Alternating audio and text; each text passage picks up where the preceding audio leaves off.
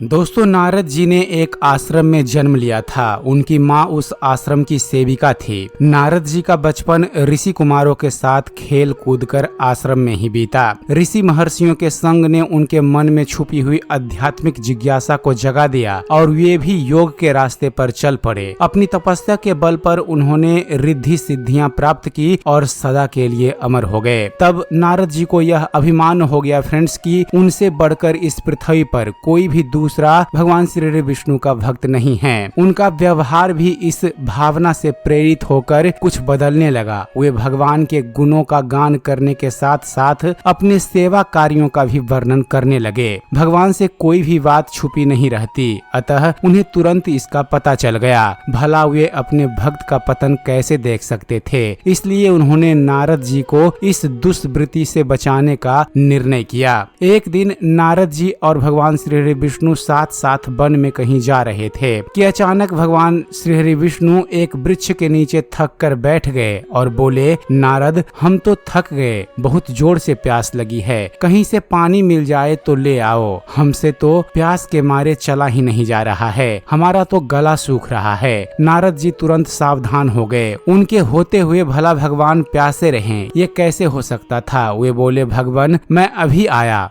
आप थोड़ी देर प्रतीक्षा करें। नारद जी एक ओर दौड़ लिए। उनके जाते ही भगवान मुस्काए और अपनी माया को नारद जी को सत्य के मार्ग पर लाने का आदेश दिया। माया शुरू हो गई। नारद जी थोड़ी दूर ही गए होंगे कि उन्हें एक गांव दिखाई पड़ा, जिसके बाहर कुएं पर कुछ युवा स्त्रियां पानी भर रही थी। कुएं के पास जब ये पहुँचे तो एक कन्या को देखकर नारद अपनी सुध बुध खो बैठे और नारद जी उस कन्या पर मोहित हो गए। बस उसे ही निहारने लगे। यह भूल गए कि वह भगवान के लिए पानी लेने आए हैं। कन्या भी समझ गई। वह जल्दी जल्दी जल से घड़ा भरकर अपनी सहेलियों को पीछे छोड़कर घर की ओर चल पड़ी। नारद जी भी उसके पीछे हो लिए। कन्या तो घर के अंदर चली गई, लेकिन नारद जी ने द्वार पर खड़े होकर नारायण नारायण का अलख जगाया। गृह स्वामी नारायण का नाम सुनकर बाहर आया। उसने नारद जी को तुरंत पहचान लिया। अत्यंत विनम्रता और आदर के साथ वह उन्हें घर के अंदर ले गया और उनके हाथ पैर धुलाकर स्वच्छ आसन पर उन्हें बैठाया तथा उनकी सेवा सत्कार में कोई कमी न छोड़ी। तब शांति के साथ उनके आगमन से अपने को धन्य बताते हुए अपने योग्य सेवा के लिए आग्रह किया। तब नारद जी बोले, आपके घर में जो आपकी कन्या जल का घड़ा लेकर अभी अभी आई है, मैं उससे विवाह करना चाहता हूँ। गृह स्वामी एकदम चकित रह गया, लेकिन उसे प्रसन्नता भी हुई कि मेरी कन्या एक ऐसे महान योगी तथा संत के पास जाएगी। उसने स्वीकृति प्रदान कर दी और नारद जी को अपने घर में ही रख लिया। 2-4 दिन पश्चात शुभ मुहूर्त में उसने अपनी कन्या का विवाह नारद जी के साथ कर दिया तथा उन्हें उसी गांव में ही उतनी धरती का टुकड़ा दे दिया कि खेती करके वे आराम से अपना पेट भर सकें। अब नारद जी की बीना एक खूंटी में टंगी रहती, जिसकी ओर उनका ध्यान बहुत कम जाता। अपनी पत्नी के आगे नारायण को वे भूल गए। दिन भर खेती में वे लगे रहते, कभी हल चलाते, कभी पानी देते, कभी बीज बोते, कभी पौधों की निराई गुड़ाई करते। जैसे जैसे पौधे बढ़ते उनकी प्रसन्नता बढ़ती जाती। फसलें हर वर्ष पकती, कटती, अनाज से उनके कोठर भर जाते। नारद जी की गृहस्थी भी बढ़ती गई। 3-4 लड़के लड़कियां भी हो गए। अब नारद जी को एक क्षण भी फुर्सत न थी। वे हर समय उनके पालन पोषण तथा पढ़ाई लिखाई में लगे रहते अथवा खेती में काम करते। अचानक एक बार वर्षा के दिनों में तेज बारिश हुई। वर्षा कई दिनों तक बंद होने का नाम ही नहीं लिया। बादलों की गरज और बिजली की कड़क ने सबके हृदय में भय उत्पन्न कर दिया। मूसलाधार वर्षा से गांव के पास बहने वाली नदी में बाढ़ की स्थिति पैदा कर दी। किनारे तोड़कर नदी उफन पड़ी। चारों ओर पानी ही पानी। कच्चे पक्के सभी मकान ढहने लगे। घर का सामान बह गया। पशु भी डूब गए। अनेक व्यक्ति मर गए। गांव में त्राही त्राही मच गई। नारद जी अब क्या करें। उनके घर में जो भी थोड़ा बहुत कीमती सामान बचा हुआ था, उसकी गठरी मुठरी बांधी और अपनी पत्नी तथा बच्चों को लेकर पानी में से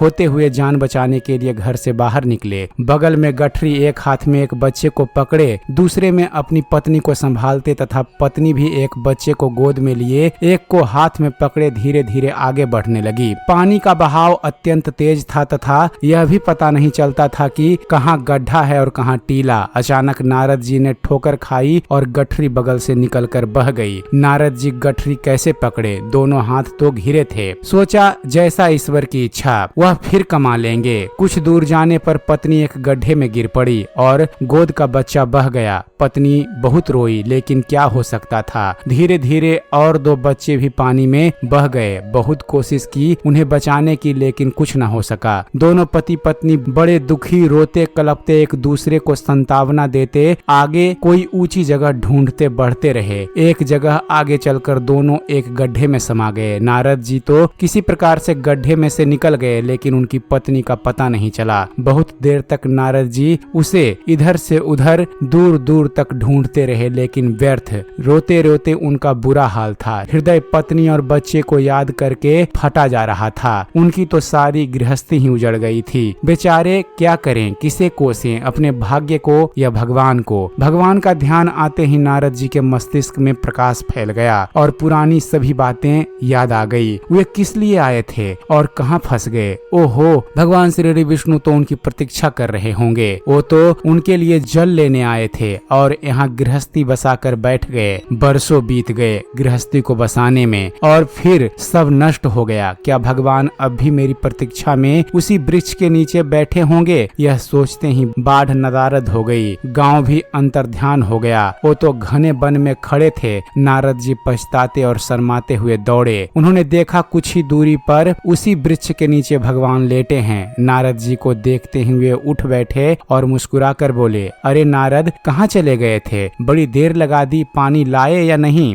नारद जी भगवान के चरण पकड़कर बैठ गए और अश्रु बहाने लगे। उनके मुंह से एक भी बोल नहीं निकला। भगवान मुस्कुराए और बोले, तुम अभी तो गए थे, कुछ अधिक देर थोड़े ही हुई है। लेकिन नारद जी को लगता है कि बरसों बीत गए। अब उनकी समझ में आया कि सब भगवान की माया थी, जो उनके अभिमान को चूर चूर करने के लिए पैदा हुई थी। उन्हें बड़ा घमंड था कि उनसे बढ़कर त्रिलोक में दूसरा कोई भक्त नहीं है। जरा सी देर में ही उनका अभिमान ढेर हो गया। वे पुनः सरलता और विनय के साथ भगवान के गुण गाने लगे। दोस्तों, इस कथा से हमें यह शिक्षा मिलती है कि यदि हमारे पास कुछ है, हमने अथक परिश्रम, लगन और निष्ठा से कुछ भी प्राप्त कर लिया है, चाहे वह अपार धन हो, शारीरिक शक्ति हो, भरा पूरा परिवार हो या फिर कोई ऊंची योग्यता, पद या यश हो, तो उस पर घमंड क्यों करें? क्या हमसे ऊपर और लोग नहीं हैं? क्या हम ही सर्वोपरि हैं? अनेक हमसे पहले हो चुके हैं और आगे भी होंगे, फिर घमंड कैसा?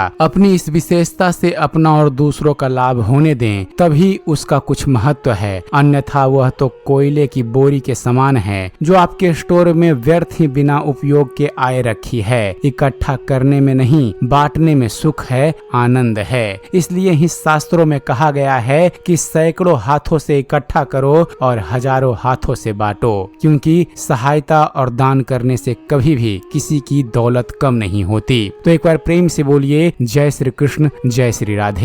उम्मीद करते हैं फ्रेंड्स आप सभी को हमारा ये वीडियो पसंद आया होगा। वीडियो पसंद आया हो तो वीडियो को लाइक और शेयर करना मत भूलिएगा। और ऐसे ही ज्ञानवर्धक वीडियो देखते रहने के लिए आप हमारे इस चैनल ज्ञान मंथन को सब्सक्राइब जरूर कीजिएगा। आप हमारे इस चैनल को सब्सक्राइब कीजिए और देखते रहिए, जानते रहिए। धन्यवाद। जय हिंद।